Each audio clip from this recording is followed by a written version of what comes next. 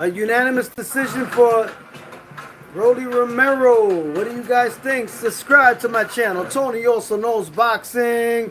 Subscribe to that channel if you want the truth. You want unadulterated boxing content where you get the real, no holds barred, total honesty from me. All right, what do you guys think? I gotta get people in the live right now. I saw the whole fight and I looked at it and I made my assessment. I feel like Ryan Garcia really struggled with the awkward style of Rolly Romero, and he just could never get it together with his combinations. Like he was very hesitant. He didn't throw a lot of combinations like he usually does. And I thought that Ryan Garcia was gonna win based on my assessment between both fighters' fight with Tank Davis, Rolly Romero and Ryan Garcia's fights with Tank Davis. I felt like Tank Davis was able to knock out Rolly Romero with the chin, and Pitbull was able to knock him out with the chin. So I thought his chin was not going to hold up to Ryan Garcia's power, because Ryan Garcia, when he lost to Tank Davis, he lost with a body shot, and I felt like it wasn't a chin shot. So. But still, he's been down in a lot of fights too, like with his chin with Luke Campbell. So I feel like it's a variable of different opinions and assessments. But I feel that the style that Rolly Romero has was just too much for Ryan Garcia to handle, because he has it seemed like he was more athletic, and he was like unorthodox, and he used a lot of angles, and Ryan Garcia seemed more basic, more straightforward. Not really good with his footwork. It's like his fundamentals. Like he's more flat-footed. But I'm not saying that Rolly Romero is like an elite, top tier, boxer. Like no, he's not. He's not that type of fighter. But he has enough of basic fundamentals to beat somebody like Ryan Garcia. But he won't be able to do that with the elites, with the Shakur Stevensons, with the Tank Davis, the Lamont Roach. I said it backwards. I said his name backwards. Subscribe to that channel. Tony also knows boxing. Subscribe to my channel. I think Devin Haney is done. He's done more than I think he's done like a pancake. He's done. Like you put syrup on him and he's food for everybody. Devin Haney is not mentally. He's not there anymore. He's not really ready for that rematch with Ryan Garcia. Even if Ryan Garcia looked the way he did against Rolly Romero, I still think that Devin Haney he was overhyped. I mean, he has skills, but he doesn't have the chin. And I feel like once he gets hit, he goes in defense mode and he goes in survival mode and he starts holding. And the way he reacts when he gets hit, it's like mentally he's damaged. Like he's not going to be able to handle any power punch from anyone. It don't matter who it is. But the slower you are, the more likely that he'll pick a fighter that's slow so he can look good against, because he's not going to be able to do that with a fighter like Ryan Garcia, because Ryan Garcia still has enough speed, reach, and power to catch him. And I appreciate that. Hayden Chrome, I appreciate that you subscribed. I appreciate that. Thanks for tuning into my channel. Subscribe to that channel. Tony also knows boxing. I tell you the truth, and I don't care what you think. If you like Devin Haney, you're a fan of Devin Haney, well, you're going to get insulted, because I'm telling you the truth about him. He is not going to win in a rematch with Ryan Garcia. He's overhyped. His chin is never good, and his mindset right now is damaged. He is damaged goods, and he's food for any fighter out there that has power and enough speed. He don't even have to be an elite fighter. All he has to do is have speed and some power, and that's it. And he has a puncher's chance to knock out Devin Haney. Devin Haney is not that fight was boring. It looked like he was fighting in a track meet, like he was having a marathon or something. Like, if you're gonna fight and you're just gonna like hold and run away and just hit and jab and not take any chances, it's not like you was fighting an elite fighter. Jose Ramirez is not like an elite fighter. He's a formidable fighter. Don't get it twisted. He's a very formidable fighter. But for you to feel like you have to just stay away from harm's way so much that you could get hurt with this guy. I mean, you should have took some chances to give the people a good performance. Like, you could also be offensive and defensive when you need to. Like, you don't have to like overly be overly defensive, because that it makes you look like you're scared, and that's exactly not scared, but he was scared to get hit. I think he was scared to get hit because once a fighter gets knocked out the way Devin Haney was knocked out by Ryan Garcia, the mental capacity to recover, they don't recover. Like that's the reason why you could tell now when he fights now, he fights more like safety first, and he doesn't take chances like he used to. So I feel like that really affected him, because if you see the fight with him and Ramirez, Devin Haney, you could tell that he has been really affected mentally, psychologically from that loss, or from Ryan Garcia. Even though they didn't give him the victory, uh, Devin Haney fought to get that loss turned into a no contest. So I feel like he's not the same. And whenever Devin Haney gets in the ring with anybody, he's gonna have to pick the fight that he can make the most money and retire, because he's done. He's mashed potatoes. Like Devin Haney is not gonna be able to have a chance in a rematch with Ryan Garcia. And if they make that fight, it's gonna be a repeat of the first one. But I just feel like he's probably gonna do a little better because he's gonna run more. He's gonna be more self-conscious about getting hit. But the end result is gonna be the same. He's gonna lose by knockout, because you can tell that he even got hit by Jose Ramirez, but it wasn't like effective enough for him to like get any major damage or anything, because he's slow. But with Ryan Garcia, he's fast enough to do damage to Devin Haney.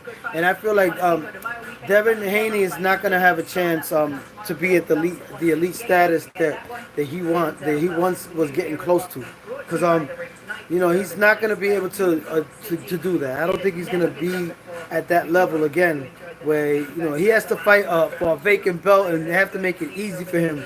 But to fight one of the elite fighters, to actually accomplish it, I mean, with Teofimo Lopez, I think Teofimo Lopez will beat him, because Teofimo Lopez, he'll do good with fighters like that don't have a lot of heart. They fight scared defensively, and they just run. I feel like it's a 50-50 fight, but I think Teofimo Lopez could win that kind of fight, because he hits hard enough to make Devin Haney think twice. And I think that fight right there, Teofimo Lopez will win. But the fight that I'm really interested in seeing is the Subriel Matias versus Puello. That fight right there, that's a real boxers fans fight, and that's a real fight. What we saw tonight was a circus. We saw two clowns, Ryan Garcia, a social media popular guy, and Rolly Romero, another popular comedian type of fighter that doesn't really he never fought a champion before. He never beat a champion. He never beat a champion, and even though they gave him the fight when the referee stopped the fight prematurely, that Barroso really whooped his butt. He really put it on him. So I just feel that this fight was just popularity fight, and that's what they're doing. But the fight that I really want to see is Puello versus Subriel Matias. That's going to be a real fight right there. And David Morrell's going to be on the undercard fighting Kataev, a Russian undefeated guy with 10-0, 9 KOs. And the other fights, it's going to be a really stacked card. It's going to be a stacked card. It's going to be Edgar Berlanga fighting some Sharizi guy, whatever, Sharizi Sneezy, whatever, like from Turkey Al Sheikh's guys. He wants him to win. So Edgar Berlanga, it's not going to be a gimme for him. He has to make sure that he tries to win that fight, because if he thinks that he's going to win based on his popularity, well, he got another thing coming, because Turkey Al Sheikh has a lot of money behind Sharizi, because that's one of the fighters that he wants to actually give an opportunity for a championship. So Edgar Berlanga is going to be on the card.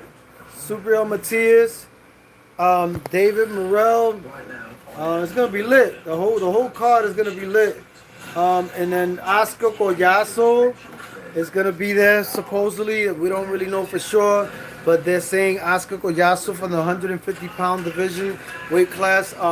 He has 2 belts. He's Puerto Rican. He's undefeated. I think he's 12-0 and with 10 KOs or 9 KOs, and he's the truth. But that weight class is not really popular. They don't have a lot of fighters that people want to. They do have good fighters like Bam Bam Rodriguez, but I don't think Bam Bam Rodriguez is ever gonna fight, Oscar Collazo. But you never know.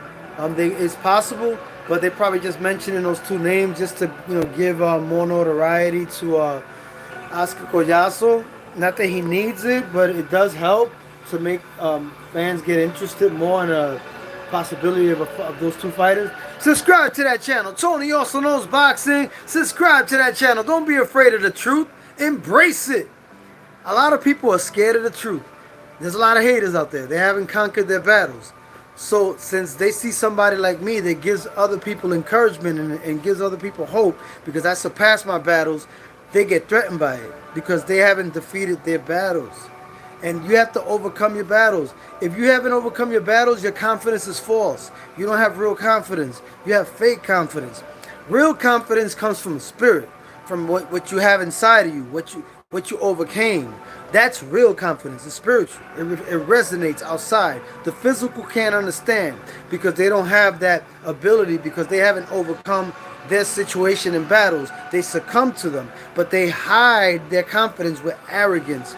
With arrogance and pride, and they think that by being a narcissist or being an arrogant person, that's confidence. That's not confidence.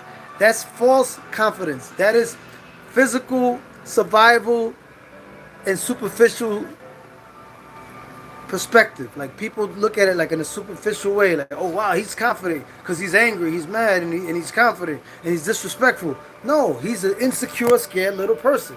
He's not confident. He's a narcissist that wants attention for all the wrong reasons. But when you overcome your battles, you have real confidence because you walk with bravery by being the best version of yourself and not afraid of what's coming back. As long as you walking in your truth and you giving people positive vibes, in spite of what comes back from the negative people, they just need you to survive because they don't got any resources. Jason Lugan, thanks for tuning in, my brother. Ryan wasn't the same without steroids. Did you watch the fight? Yeah, I watched the fight, man. That's why I'm talking about it. I mean, steroids could only do so much. Yes, steroids did help him. It gave him more intensity with Devin Haney. But I just feel like when he fought Tank Davis, he wasn't using steroids when he fought Tank Davis, but he did quit though. He did quit. Yeah, but steroids does give you an advantage. But I don't think that would have made a difference with Devin Haney, because Devin Haney doesn't have a chin, and regardless, whenever he gets hit with some power shot, doesn't matter whether he was using steroids or not. It just made it more intense. But at the same time, I think that if he would have not used steroids, Ryan Garcia, he still would have landed those shots on Devin Haney. And I still think that Devin Haney would have got hurt by them. He might have not gotten hurt as fast as he did, like by him using steroids. But since he used steroids, it gave him more of an advantage to do it faster. So I feel like regardless of Ryan Garcia used steroids or not, he still would have beat Devin Haney, because that style of like power and speed is poison for Devin Haney. He struggled with that Venezuelan fighter that he fought early in his career, Linares. He got stunned by him. So right then and there, when I saw that fight with Jorge Linares versus Devin Haney, and he stunned Devin Haney, and Devin Haney was holding. He didn't knock him down, but he almost did. He was on Queer Street, Devin Haney. So from that fight alone, I knew that Devin Haney had no chin. But when he actually fought Ryan Garcia exposed it to the world.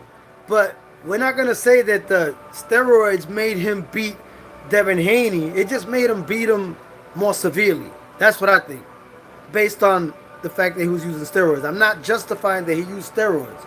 Don't get it twisted. You gotta think outside the box. Like read between what I'm saying. So I appreciate you tuning in, my brother Jason Lugan. Thanks for your input. I respect it. Everybody has to give their honest opinion, and I'm not here to dictate what you say and what you don't say. Just come respectfully, because I'm all about positive vibes. Tony Also Knows Boxing. Subscribe to that channel. Tony Also Knows Boxing. You know how we do. Tony Also. Check out my music on all major platforms as well. If you want to check out my music and find out a little bit more about me, check out my music on Spotify, Pandora. Check out the single, Unite the Tribes. All right.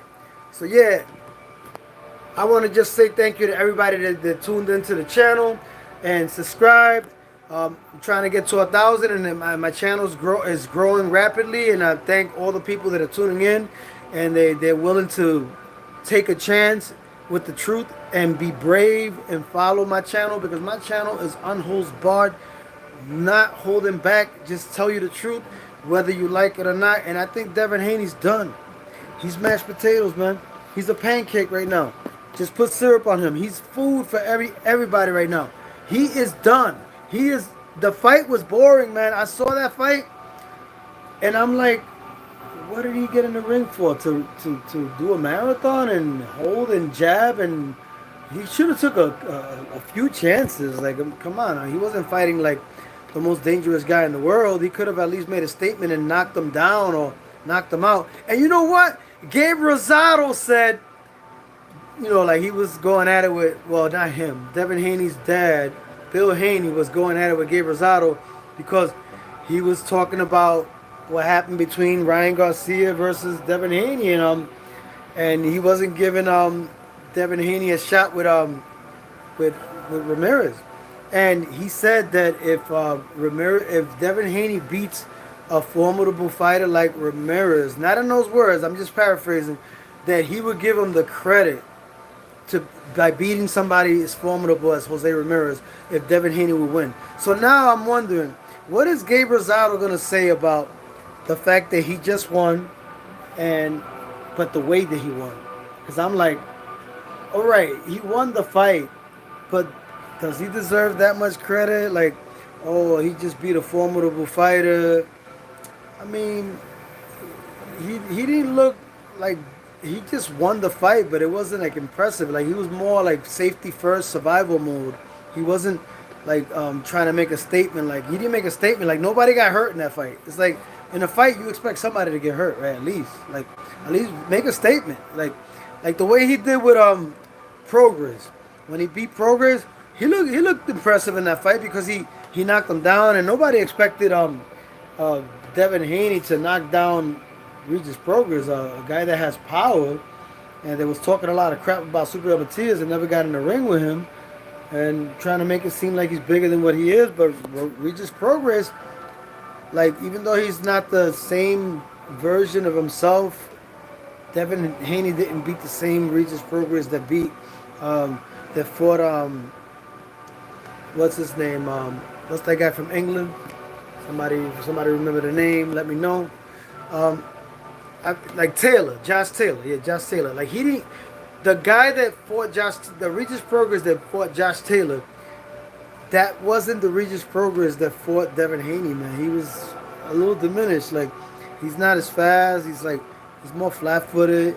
And I feel like Devin Haney did his job right there. He took more chances, but I think ever since he got knocked out by Ryan Garcia, his fighting approach is not the same. He got mentally, he's been affected. It's like somebody that goes to war, to Vietnam. They come back, they're not gonna be the same. They're gonna be shell shocked. They're gonna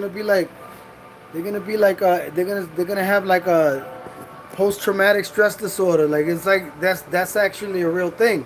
And I feel like that's what happened with Devin Haney. Like, he's no longer the same psychologically. So he's not gonna fight the way he fought Regis Progress ever again. Especially if he's fighting like the way he fought in his last fight with Jose Ramirez. He's done. Forget about Devin Haney on pound for pound on the pound for pound list. That is eradicated. That does not exist anymore. The reality is his mental state has been damaged. He is mentally damaged.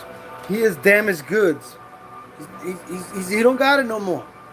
Whatever he had in the Regis Progress fight, when the way he looked in that fight, he looked dominant. You're not gonna see that from Devin Haney no more. We already saw a glimpse of what you're gonna see later on with this fight with Jose Ramirez. Devin Haney, he's done.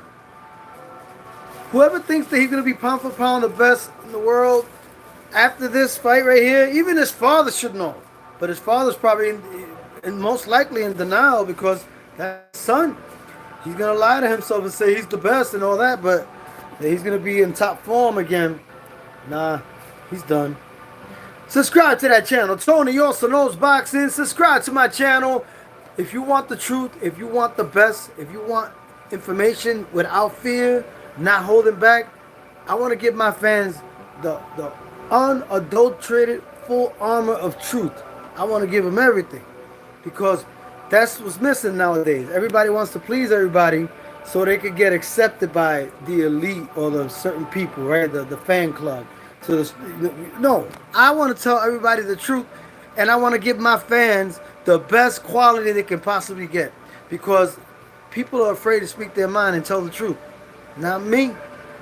I wasn't born to be afraid of the truth. I was born to embrace the truth, to tell my people what they need to do, and not forcing them, but enlightening them so they can do the right thing and think outside the box and circumvent the system. You know, that's trying to keep us artificial intelligence, control our minds and control information. Artificial intelligence is not real intelligence. Arnaldo Nieves, saludo Tony, mi hermanito, Boricua, you know how we do. Subscribe to the channel, Coqui, my brother Coqui. These are my regulars right here. Arnaldo Nieves and Coqui, those are my regulars. I got nothing but love for you guys and everybody else that's coming in. Haney was so, yeah, Coqui, I said that earlier in the video. If you check out the video from the beginning, I said that the Devin Haney fight is boring. And he's no longer the same fighter, man. You saw how he used to fight when he fought Regis Progress? At least he had more of a killer instinct in him and more of a, he took more chances. Now he's not going to do that no more because he's damaged goods. He's got affected psychologically from the loss with Ryan Garcia, even though they didn't give him the loss, but like he got really traumatized from that knockout. I don't care if he used steroids or not. I'm not condoning that he used steroids, but whether he used steroids or not, Devin Haney would have still lost to Ryan Garcia because he still would have got hit with those punches. He never had a chin. Remember the fight with Jorge Linares? When Jorge Linares fought Devin Haney years ago? He buckled up Devin Haney. He put him on Queer Street. I knew then and there that he don't have a chin. But people don't pay attention to little details like that. They just become fanboys with pom-poms. Arnaldo Nieves, all those fights were terrible. They were not like real fights like the way it was back in the 90s and Tito Trinidad versus Fernando Vargas, Roy Jones versus James Toney, Pernell Whitaker versus Chavez. Those were real fights, man. Like this is garbage what we get nowadays. Like this is not like real. A real boxing fan knows the quality of a real elite fight. Hey, my wife is talking about the entrance. She said Ryan Garcia's entrance was great, but he's not great. He never fought. He never beat a champion. He never became a champion. What has he accomplished that was so great? Just because he's a good-looking guy, he's famous, and he goes inside a Batman car in Times Square outside. They fight outside, and my wife was like, "What a great entrance! Great entrance." That doesn't make you a great fighter. Just because you have a great entrance, that just makes you what did he say? It makes you like a false prophet.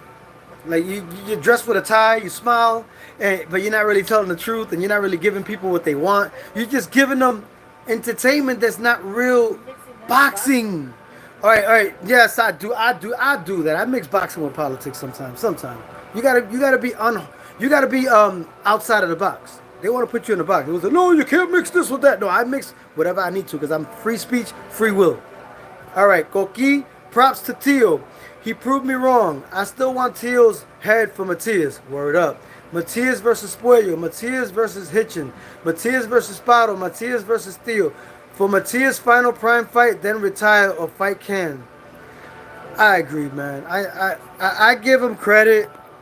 I give credit to Teofimo Lopez for winning this fight, but let's be realistic. Do you see how slow Arnold Barbosa is? Do you see how slow he was? The punches were so telegraphic that my grandmother could have dodged that freaking punch. And some of those punches got through to Teofimo Lopez. But I'm not saying that Teofimo Lopez didn't win. He won the fight. Like, it's obvious he won. But it's obvious that he picks and chooses what's convenient for him so he could win. And that's what he's doing. And you know, Matias is a fight that he don't want because Matias is a beast.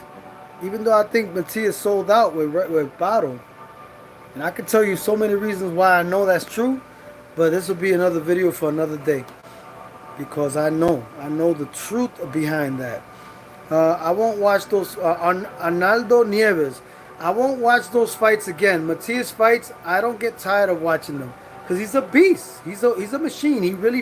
He's a warrior. When he don't sell out, he fights like, you know, like he fights like hardcore. Like he throws 1,000 punches around, not around, a fight. Koki Barbosa sucks.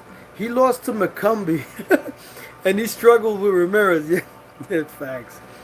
I mean, I thought that in spite of that he lost to those fighters, but they gave him the decision. I thought that he would have enough to beat Teofimo Lopez, because Teofimo Lopez looked so bad in his last 4 fights. The Claggett fight, the Sandor Martin fight.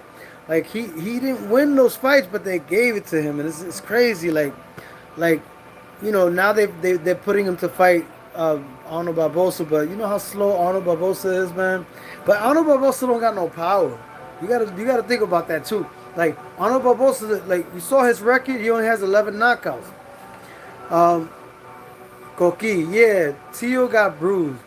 Yeah, Koki, man, Matias is gonna raise hell on July 12th. New York will fall in love with him. Koki, you know Matias will be the main attraction. Shakur versus Zepeda will be good, but Shakur is like Haney, but Shakur has more quality, just boring. You know, I disagree a little bit because I think Shakur Stevenson is more. He takes more chances than Devin Haney. I think that the fact that he hurt his hand when he fought De Los Santos, and I think that's the reason why he ran more in that fight, and that he got a bad rep for that. But I don't think that's fair to him because Shakur Stevenson, he knocked out Padley the last fight. You know, undefeated guy. You know, we don't really know too much about Padley, but it's not his fault that nobody wants to fight him, and he knocked him out. So he has potential to be impressive. He doesn't have one punch KO, but he can fight you in the pocket, and he can be dominant. And he kind of reminds me of Pernell Whitaker. He can stay right in the pocket and still hit you, and you don't hit him. And I feel like he can hurt you with speed, but it's not likely that he'll give you like a devastating knockout. But he can have stoppages because I think he's way better than Devin Haney, Shakur Stevenson. That's my honest opinion, and I think he beats Tank Davis. I mean, you might not agree with me, but that's just my assessment. I think he could beat Tank Davis. Look at Tank Davis. He suffered with Lamont Roach. He really lost to Lamont Roach, and they gave him a draw. Koki says, I think because Cepeda is high volume, there's more chances for Shakur to re-injure his hands. Cepeda likes to punch his opponents on the arms, body, glove, body, head like Matias. So hopefully Shakur can. Look, I think Shakur Stevens is going to freaking wipe the floor with him. You know why I say that? Because Oscar De La Hoya has been promoting Zepeda, William Zepeda, really good. He's Oscar De La Hoya's creation. Zepeda's a good fighter. I'm not taking nothing away from him. He's very exciting to watch. But he's slow. Watch him. He is slow and lethargic. Look how he struggled with Tevin Farmer. If he struggled with Tevin Farmer, what do you think Shakur Stevenson is going to do to him? Shakur Stevenson is way levels above Tevin Farmer. Come on. Tevin Farmer's not even in his prime, and he looked that good against William Cepeda. It was a close fight. I think Cepeda won, but Cepeda got hit a lot in the 12th round. You remember that 12th round? Cepeda, he got hit a lot by Tevin Farmer. What do you think Shakur Stevenson is going to do? Tevin Farmer, they have no power, but it's not only power that wins fights. It's also speed, boxing ability, hit and not get hit. And I think Shakur Stevenson is a master at that. He reminds me of Pernell Whitaker. But, of course he has his own style too. All right. Go. Okay, let me see. Okay. Koki, this is what Koki says. I agree. Shakur much better than Dev. I always thought Dev was a hype job. Yeah, he definitely was a hype job. Especially though that record in Mexico with all the fighters he fought in Mexico, they fixed his records. Koki, De La Hoya seems pissed. All his guys lost tonight. Barbosa, Ramirez, and Garcia. Yeah, man. He's always focusing on the Mexican fighters. He never promotes any other nationality. You really want to look at it. De La Hoya's biased. He never wants to promote a Puerto Rican, an African American. He only wants to promote Mexican. I understand he's a proud Mexican and everything. Yeah, I could understand to a degree. But come on, man. Don't give everybody a chance. That's what I say. De La Hoya's biased. Let me see. Let me see the comments. I want to read Naldo Nieves' comments too. Tarver almost KO'd Zepeda again. Yeah, he hurt him a couple of times, but KO Zepeda? No. But he got him a couple of times. Zepeda, he won the fight, but he didn't dominate him. He didn't dominate Tevin Farmer. And imagine if he fights Shakur Stevenson, which is levels above Tevin Farmer. He's gonna have problems with him. And De La Hoya's promoting it like, oh, William Cepeda's gonna beat Shakur Stevenson. We know he's gonna win. He has to say that. He's his promoter. But at the same time, he's just trying to make the most money for his fighter, and he's hoping that he wins. But come on, man, like he's probably looking at Shakur Stevenson, the fight with De Los Santos, like, and underestimating him. Come on, man. Shakur Stevenson doesn't come every year. He's a fighter that comes every 20 years. He's special. Like, he's not the most exciting. I get that. But I respect his boxing pedigree. I respect it. And I feel like that a lot of people are looking at power hitters like, oh no, it's all about the power. Because they got low attention spans nowadays. They don't want to see the beauty of the boxing science of hitting and not get hit. But the way Muhammad Ali did it, he did it with style, right? He did it with style. I think Shakur Stevenson, he has to just step it up a little bit more like he did with the last fight that he had with Padley and entertain and give the fans excitement. But don't jeopardize your style and get hit too much just to please your fans. But at least take a couple of, few chances like Muhammad Ali did. Pernell Whitaker did it. In spite not having so much power. So I feel like there's room for people like Shakur Stevenson. And I would love to interview Shakur Stevenson. Like, he's an honest brother. Like, you can tell he's honest. Like, he's a real dude. Arnaldo Nieves. All right. Koki. Let me see the comments over here. Koki says, I think Farmer's better in the trenches and against that volume style than Shakur. That's a good point. Shakur gonna make Zepeda miss punches, but Zepeda doesn't mind missing. Yeah, but when you miss, you get tired. So, is he ready for that? I mean, he has stamina. But, okay, you're saying that he's willing to miss to land 2 or 3, but I don't think that slow, lethargic, telegraphic punches from William Cepeda is gonna really affect or reach Shakur Stevenson like at the level that you think that it will to make him get in trouble or anything of that nature. I just feel like Shakur Stevenson is in another dimension, man. He's in a different dimension, and he's gonna get his respect when he beats William Cepeda, there's gonna be some haters that say, "Oh, but he wasn't ready. William Cepeda wasn't ready to fight Shakur Stevenson. Oh, he's too slow. He's too this. Oh, he can't fight Tank Davis like that." There's gonna be a lot of naysayers, but yo, I think he beats Tank Davis. Look. Let me, Koki. Looking forward to July 12th. This July 12th card will be better than tonight. Oh, way better, brother. Way better. I'm excited about that. I'm excited about Subriel Matias versus Puello. The whole card is gonna be dope. You know, Edgar Berlanga too. He's a little suspect, but I want to see how he does. I'm never gonna knock my Boricuas down like that, but he has to show me more. He Berlanga hasn't proven anything. He has to show me more. That's it. Koki, I'm hearing rumors Skull may be a sleeper against Canelo. I had Lara beating Canelo last time. Yup, Lara beat Canelo, but they robbed Lara. Another Cuban. I kind of hope Canelo loses tomorrow, but he most likely wins. Yeah, I hope he loses too because he's picking the easiest fights possible. Because Canelo is no longer in his prime. Canelo's flat-footed more than ever. He's always been flat-footed, but the reason why he's been looking good, not great, because he's fighting limited opposition. Berlanga, Munguia, a fighter coming up 3 weight classes, Charlo. Come on, man. He's picking the fights to make himself look relevant and good, and he's trying to make the most money that he can before he retires because he knows he's not at the same level as he was when he was in his prime. That's why he don't want to fight Benavidez because Benavidez will end his career, and then all his it'll make him look real bad. But it don't. If you lose to Benavidez, you go out on your shield. You fight the best. Like what he's cheating his fans. Canelo is cheating his fans. He don't care about his Mexican fans. He's fighting in England, right? He's fighting Skull. I don't think Skull. All right, look. You said you think Skull's gonna be a sleeper, Koki. Did you see Skull's fights? Did you see his fights? I saw one of his fights yesterday when he won the championship, the IBF that Canelo's trying to regain that he was stripped of because he didn't fight the so-called fighter he's fighting, the Cuban guy, William Skull. I think he has defense. William Skull, he uses angles, but he doesn't do it to perfection.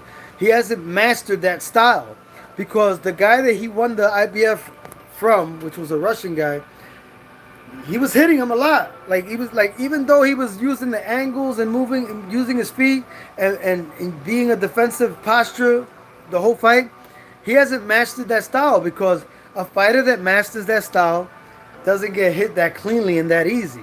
Like Floyd Mayweather, he mastered that style. Pernell Whitaker, he mastered that kind of style. You got Shakur Stevenson, he mastered that kind of style. So fighters that fight like that defensively, they can't fight with that limitation that William Skull has if he wants to beat Canelo. Canelo knows what he's doing. He knows that fans look at his posture, like his defensive style, William Skull.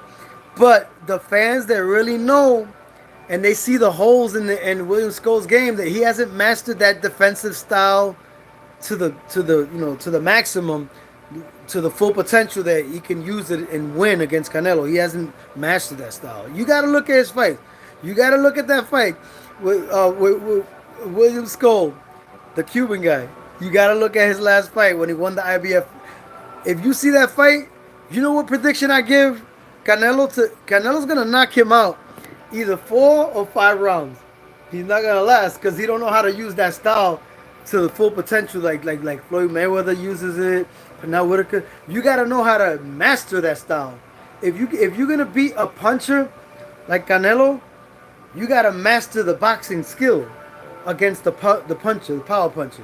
It's not just you having boxing skill, boxing posture, defensive posture. It's you mastering that skill and that posture. That William Skull didn't master that. He looks very limited, and I know why Canelo chose him. Canelo's a punk ass. Canelo Spinello. That's what I call him now. Canelo Spinello. He's like overrated, man. And then the Cuban guy did say that he's overrated. That Canelo's looking at Canelo's taking advantage of the fact that he's still popular, his name still holds weight, but that he's no longer in his prime. So Canelo say he's gonna feel it from me. He's gonna know exactly that he's near the level when he fight with me. Of course he's gonna say that because he's not fighting Benavidez. He don't got the same energy for Benavidez. Like, why don't you talk like that about Benavidez? Because you ain't built like that. You're not ready for a Benavidez. All right, Arnaldo Nieves, Coqui, I'll get back to you. All right, Arnaldo Nieves. Let me think a little bit about it. Um, Arnaldo Nieves. All I know that tonight I got it all wrong. Yeah, I got it wrong with Ryan Garcia. I got it wrong with that one. I didn't make no prediction with Devin Haney and Ramirez, but I was giving Devin Haney the benefit of the doubt deep inside, like that he would win, but I didn't want to give a prediction. But he did win. Arnaldo wants your prediction for July 12th. You want my prediction for July 12th? All right. You know, you put my back against the wall. You guys are good, man. You put my back against the wall. But between Subriel Matias versus Puello, I don't know, man. I mean, if Subriel Matias struggles with the boxing ability of Puello, it could be in for a long night. But if he didn't sell out like the way I think, and he's gonna go for the gusto and he throws the combinations that he always throws before he fought Pato, I feel like that. I feel like he'll win. I feel like Matias could win that fight. He really could, because if you look at Puello's fight, like, he boxes really good when he fights certain fighters. Like, what's that guy? Gary Antoine Russell. He was 17-0 with 17 KO. He boxed him. He used his legs. He used combinations. Yes. And Gary Antoine Russell was trying to box with him and also counter attack him. And he was being really aggressive and fighting. I think he was fighting a smart fight, but he was trying to, like, box him too much. But not only that, like, he don't throw as many combinations as Subriel Matias. So I feel like that's something that a fighter like Puello, you can't really let him think. You can't give him time to think, because he's a really smart, astute, tactical boxer. So I'm not saying he's Pernell Whitaker. I'm not saying he's Floyd Mayweather. He does get hit. But with a fighter like that, I feel like Subriel Matias' style could be poison for him. But I also feel like Puello's style could be poison for Subriel Matias. So, like, it all depends on who brings their A game that night. And I really don't know who's gonna win that fight. To tell you the truth, I don't know who's gonna win between Matias and Puello. I'm being honest with you guys. I don't know, but I'm rooting for Matias all the way, Boricua all the way. But I don't know who's gonna win that fight. To tell you the truth, it all depends on who brings their A game, because Puello is a good boxer. When he fought Gary Antoine Russell, he used his boxing ability to the max. And when he fought the Sando Martin, it was different. He was brawling. And Sando Martin, they say that he won the fight. I mean, it was a close fight. I think Sando Martin don't have no power. He only got like 15 knockouts, right, in 45 fights or 47 fights. So styles make fights. So I do believe that Matias has a chance to. He could put it on him if he puts that pressure like he's always done. Because let's think about it. Subriel Matias has fought boxers. He's fought boxers. What was that fighter, that undefeated boxer that was in Jerome Booth's Ennis camp? He was undefeated, and he was a boxer. He was saying, "Oh, Subriel Matias one-dimensional. I'm gonna box him. I'm gonna beat him." And then Subriel Matias knocked him out, I think in the 5th round. And he was a boxer and a puncher. So I would never count Subriel Matias out, man. I'm telling you, I would not count him out. The fight between Puello and Matias, it's a toss-up fight. That's what makes it so exciting. It's the WBC fight for the WBC belt. And you know that Subriel Matias' #1 position in the IBF is not relinquished. So, but if he loses to Puello, which I hope he doesn't, I think hopefully he wins, then he still has his #1 position in the IBF as well, and it gives him more leverage if he beats Puello, because he has the WBC belt, and then now he still be ranked #1 in the IBF if he wins the fight between Puello for the WBC belt. So that'll give him a lot of leverage. And remember, look, I'm gonna be real with you guys. I gotta tell you this. I don't know if you guys want me to stay on still, Do you guys want me to stay on and tell you some stuff about Subriel Matias that I can confirm? Arnaldo Nieves. I think that Berlanga will win. Look, with Berlanga, it's suspect. It's up in the air. I don't know who's gonna win. You know why? Because the other guy's undefeated. The other guy that he's fighting, Sharice, is undefeated. I don't know about him, but Turkey Al-Sheikh that's his fighter. He's putting that fighter in with Berlanga for a reason because he's putting money on him. He believes that he can win. So I think that Berlanga gotta, really bring it because if he doesn't bring it, he shouldn't think that everything is on his side because he has his big name. Because Sharice could become a big name if he beats Berlanga, and because Turkey Al-Sheikh is putting money on him.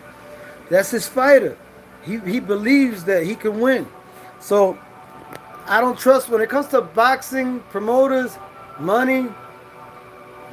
You don't know who they're putting Berlanga in with. Maybe that's a 50-50 fight because Berlanga's limitations. And, Berlanga did look better in his Quigley fight. He's improved in his boxing ability. I'm not going to say that he hasn't improved. He has. But I think that with Canelo Alvarez, a lot of people were so in awe that he never got stopped because everybody was predicting that he was going to get knocked out by Canelo, and that's what made him look good in spite of him not winning only one round probably. But the fact that he stayed the whole 12 rounds with Canelo, it just made him look better than he actually is because people didn't expect him to do that good. So it's like the expectation made him look better because everybody was thinking he was going to get smoked by Canelo. Canelo hasn't knocked out people in a while. Canelo's Spinello. I think Canelo's going to win against Skull, but he knows what he's doing. He's picking a guy that he knows that he can win because the guy is not a master at his boxing ability to the full potential. He's not. He has boxing ability, but he's not a master at it. I would hope that Berlanga will win, but to actually say that he would win with Sharice, I can't really tell you that with all certainty because Turkey Al-Sheikh is putting money on that guy. So it's a very intriguing card, let me tell you, because we got Puerto Rican stacked card, Subriel Matias, Puello. That right there, that's a real fight. Berlanga versus Sharice, it could be. At that level, at that lower level, yeah. But I feel like even the David Morrell fight is exciting because he's fighting an undefeated Russian 10-0 with 9 KOs, and we're going to see how David Morrell looks after he lost to David Benavidez. So, let me see the comments. Okay, I didn't make a prediction. Are you guys good with that? So look, subscribe to that channel. Tony also knows boxing. Subscribe to my channel. I'm going to say something real right now about Subriel Matias. Look, I'm going to say it. I don't care. I'm going to say it. Look, Subriel Matias, when he fought Paro, it definitely was something political sinister was behind that loss with Subriel Matias, because Subriel Matias said in an interview after he lost to Paro, he said it in Spanish. I wish I could find that video, but he said this: "Oh, a los boxeadores boricua, las empresas grandes usan a los boricuas como escalón para que los boxeadores de ellos que están en las empresas grandes subir un escalón." So he basically said that boxers from big promotions like Eddie Hearns, not in those words, but I'm paraphrasing, they use Puerto Rican fighters to help the fighters from the big companies move up the ladder. And that's exactly what he did, because right after he said that, I reached out to Subriel Matias. I gave him a little message. I said, "Subriel Matias, you're way better than Liam Paro." But they always use Puerto Rican boxers, the big promoters. They take advantage of the fact that Puerto Rican fighters, they don't have a big promoter, and they use the Puerto Rican fighter to help the fighters from the big promotion move up the ladder, like they did with Paro. They helped Paro. Eddie Hearns said to Subriel Matias, basically, I'm going to give you more money if you lose against my fighter Paro so I could make the Hitchison fight and I could control the IBF belt. And that's exactly what happened. And when I send that message to Subriel Matias, he clicked love. So what does that tell you? What does that tell you? I got love for Subriel Matias. But he's not going to publicly say, I sold out. He's not going to say that.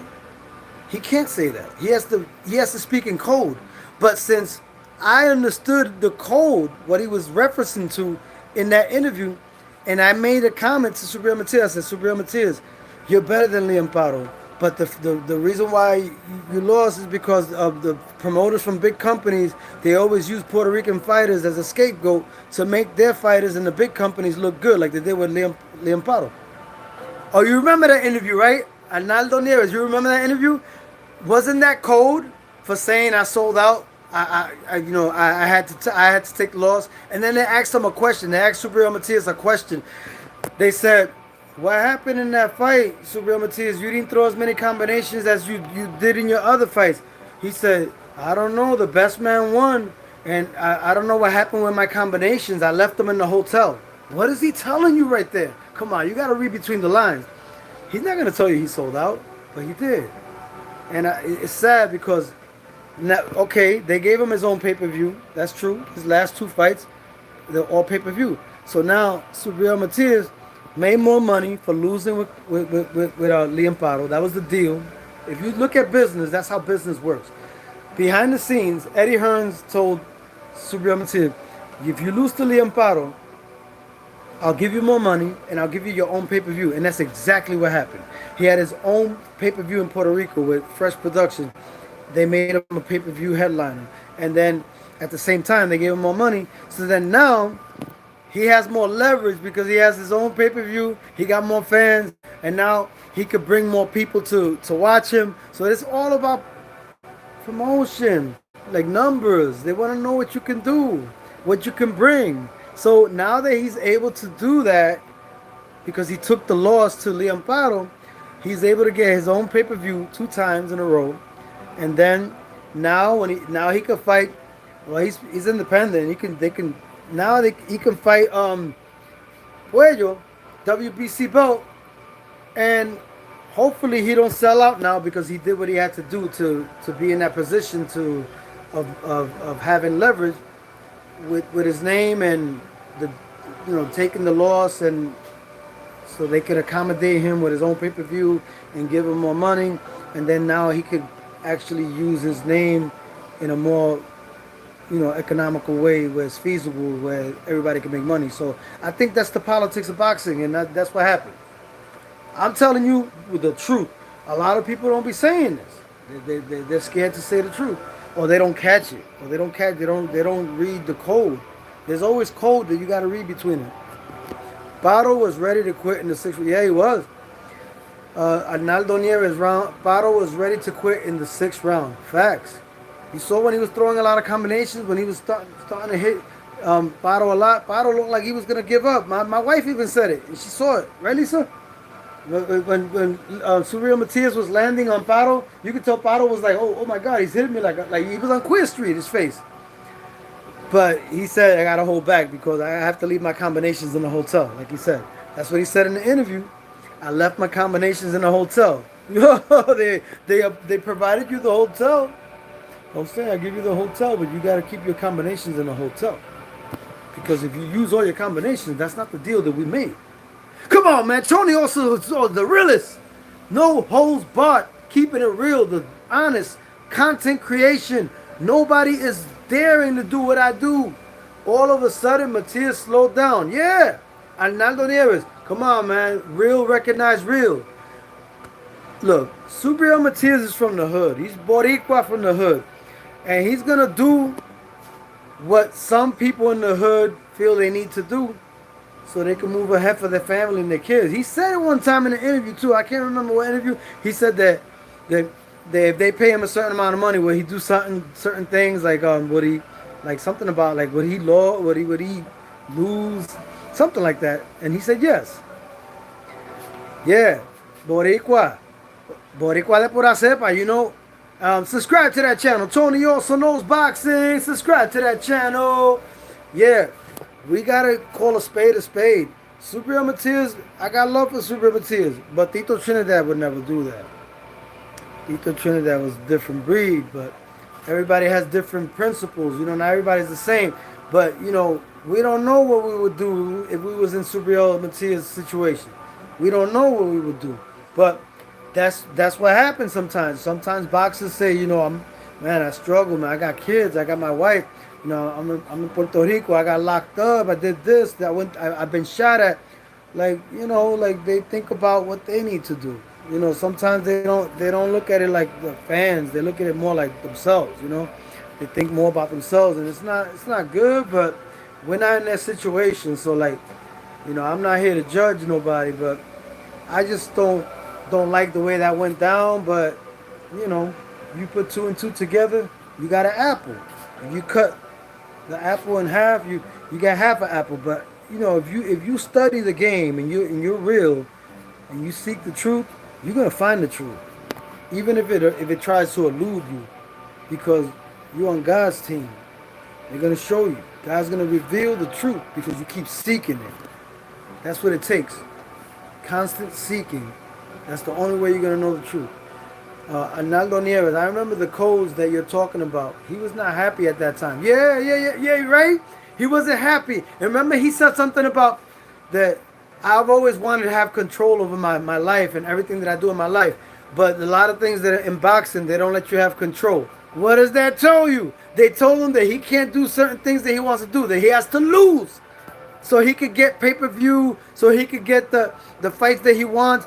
That's exactly what he was alluded to. But he's not gonna say that. He's not gonna say it straight out. Oh, you know, boxing is corrupt. They want me to take a loss. You know, they'll give me more money, and they want you to do things you have no control of. And I'm always used to having control of of everything in my life. But that's the reason why I'm gonna retire soon. Remember, he said that. That's the reason why I'm gonna retire soon, because in boxing, I'm finding out that you can't always do whatever you want to do. And I'm the type of person that I've always done whatever I wanted to do, and he didn't want to explain exactly why. And then the interviewer said, could you explain exactly what? And he goes, nah, man, no digo nada. I'm not gonna say nothing, because he can't say the whole truth. They could kill him if he tells the whole truth. They could kill him because they made a deal, a contract. You know, this is what we agreed to. You ain't gonna expose me after we agreed to this. Boxing is the mafia, man. Boxing, I have a love and hate relationship with boxing. This is one of the realest videos I've ever done. I've done many real videos, but this is one of the realest ones. Look, it's the truth. Arnaldo Nieves, I remember, mi hermano. You remember, right? You see? That's what I don't like about boxing. The dirtiness, the corruption, the sinister stuff behind the scenes. Why can't you give people what they want, not what you want to give them because you want to make money? That's not right. It's not right. I don't like that. Don't be dirty. Give the fans the truth, what they want.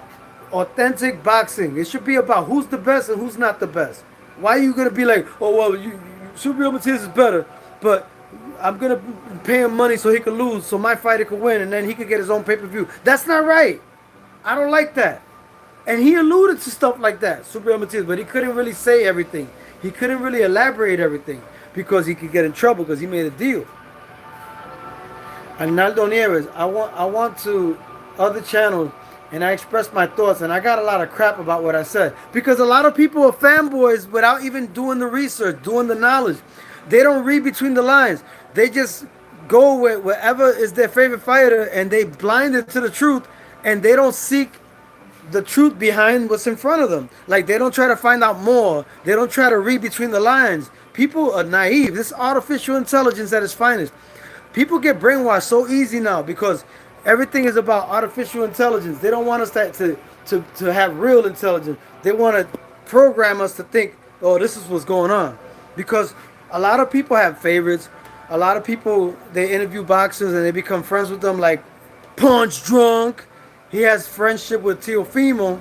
So he's not going to say the whole truth about Teofimo Lopez not sending a contract to Subriel Matias. He's not his own promoter. How's he going to send a contract to Subriel Matias? He's not his own promoter. Top Rank is the one that didn't even guarantee Teofimo Lopez and Subriel Matias. Because Subriel Matias was trying to get a fight with Teofimo Lopez, but Bob Arum said he couldn't guarantee Teofimo Lopez to Subriel Matias. So the Subriel Matias was like, I don't want to sign with you. I don't want to sign with Top Rank because you're not going to guarantee me Teofimo Lopez. Arnaldo Nieves, I'm glad that you have the same thoughts. 100 Boricua. Yeah, man. A lot of people, there's people that feel like this, but nobody's speaking for them. Nobody's speaking for people that speak the truth. They're not trying to speak for us. That's why I put out an album, Mi Patria, for Puerto Rico. 10 songs, Bomba Plena. I'm singing on 7 songs, Bomba Plena, in typical music from Puerto Rico, like Christmas music too. And I'm saying the truth because they don't care about Puerto Rico. Like America, the majority of people in America, they look at Puerto Rico like we're just an island that they could exploit, and rich people could go there and make it a tax haven for billionaires. It's like just because Puerto Rico's small and it's beautiful, you want to take advantage of our resources, but you don't care that there's people that live there. My family lives there. So that's why I make an album for Puerto Rico, because a lot of people don't care about Puerto Rico because they look at Puerto Rico like a small island. Oh, we just Puerto Ricans. Oh, it's okay that the Congress takes advantage of our tax exemption and displace us. No, it's not right because there's people that live there. I got my sister living there. I got my uncle living there. My aunt. So that's disrespectful to me. Disrespectful to people in general. It don't matter what race you are. If you're going through that, you're gonna feel it if you Boricua because you got family there. That's your inheritance.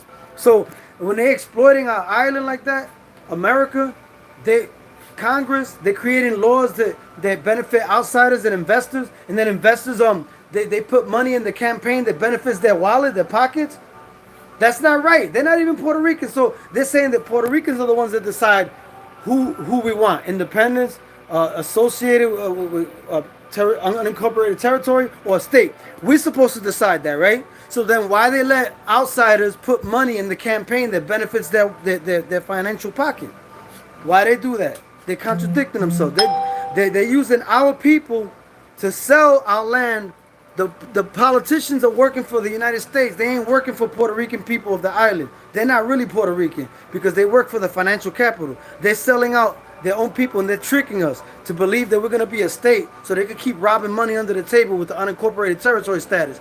That, man, I got to keep it real. I don't lie, man. I can't go to sleep if I lie.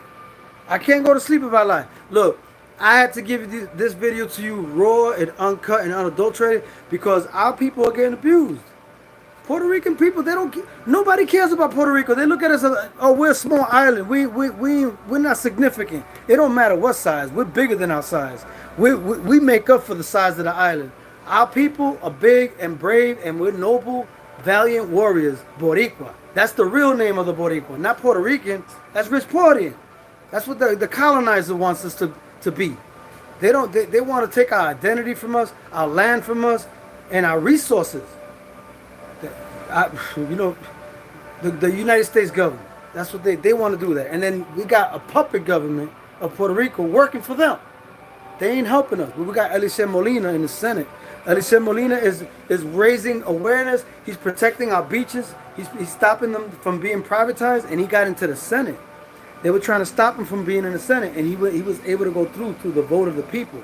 So we got to speak up. We got to stop being afraid of speaking our mind because that's what they want us to be. Passive and afraid. They don't want us to be bold. God wants us to be bold. Whatever something is happening is wrong, so you got to speak up against it. And that's why you become a threat when you speak like me. When you speak the truth, I speak for the voice, for the people that don't have a voice, that want to use it, but they're afraid to use it. I speak for them too. Jay Jones, they definitely want that land. Yeah, but we ain't going to let them have it. Not over our dead bodies. We're not going to allow that. Because we smarter than that. We have a lot of intelligent people in Puerto Rico, but they're not putting us in the forefront. Like people like Eliseo Molina, the guy is intelligent, very intelligent. I spoke to him a few times, and he knows about natural resources. He knows about business. He has his own coffee. He knows about engineering. He's ahead of his time, and they didn't want him to be in the Senate, but he's in the Senate now. So that's why I put this album out. I'm gonna drop it, and I'm gonna drop it real soon, like in a couple of weeks. I'm gonna drop it. It's 10 songs. Check it out on all major platforms. Tony also. Yeah, Arnaldo Eliciel is very smart. Yeah, you know about him. See, everybody that's in my channel, they subscribe to my channel are people that are intelligent, informed, and not afraid of the truth. Anybody that my music is not for everybody. My music is for real people. My music is not for phonies, but people that want to hide the truth. The cowards, they can't hear my music because they're cowards. They ain't built for my music. But my music is built for people that are warriors, godly, and speak the truth, and are very intelligent, and they seek information, and they think outside the box, and they keep seeking knowledge, and they don't cease in seeking knowledge.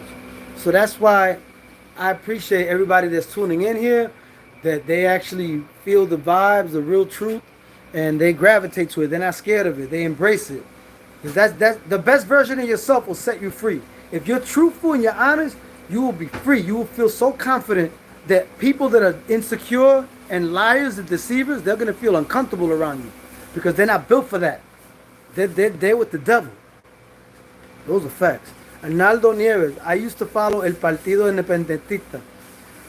Yeah, but you know, el partido es un partido. Pero Eliseo Molina, he wants to really, for us to be a sovereign, independent nation without partisanship. But I get what you're saying.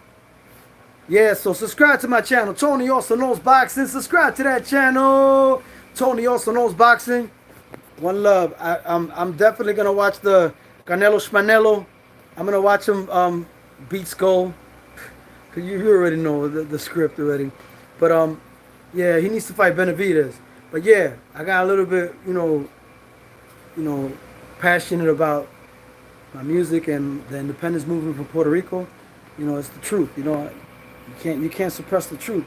It's gonna come out no matter what you try to do. Try to hide it, cover the sky with one hand. You can't circumvent the truth. It'll catch up to you.